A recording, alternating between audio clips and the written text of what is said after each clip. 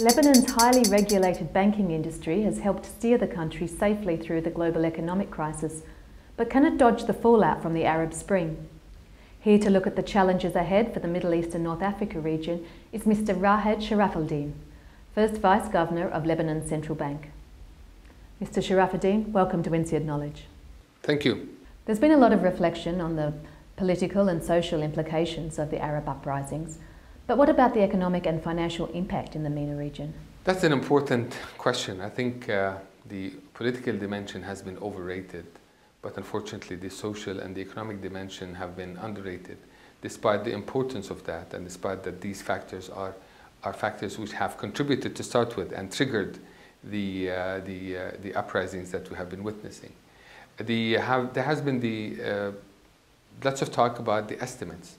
So far, the estimate is about close to $60 billion about the cost of we're talking about here the GDP losses and the fiscal losses. What are the challenges facing the countries that experience the uprisings? One of the most important challenges these countries have faced is the weak governance structure.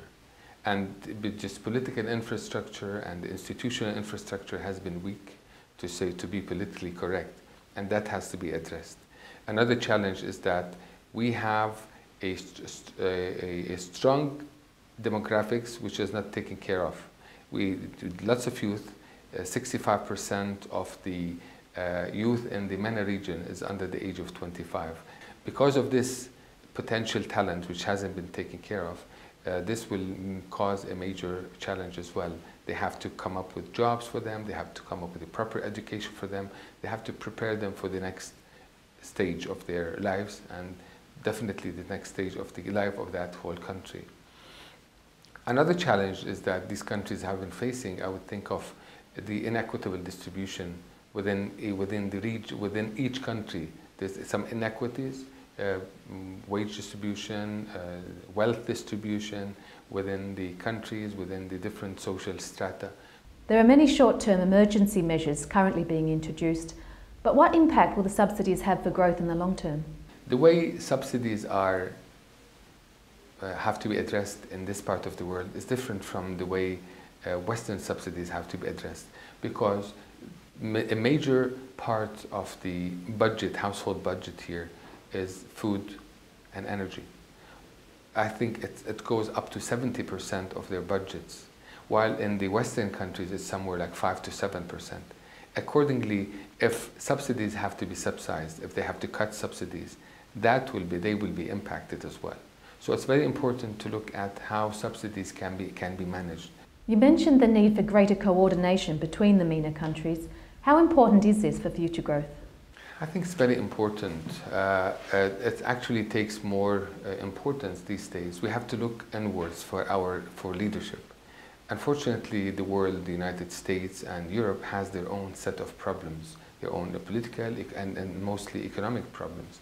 Accordingly, we just cannot simply look up for those who are in trouble to help us out, to alleviate our own problems. This is why it's important for us to look inwards and to look at what kind of possible solutions are for our own problems in the Middle East and North Africa.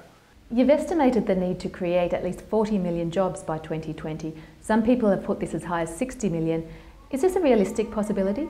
It's a good estimate, or it's an accurate estimate, but how can that happen? It's hard for me to see that they can be produced. But regardless if these 40 or 50 million jobs were not been able to be produced within the next decade or less than a decade, it's important to go in that direction. Given the ongoing political transformation and the instability of many governments, what can be done to boost investor confidence in the region?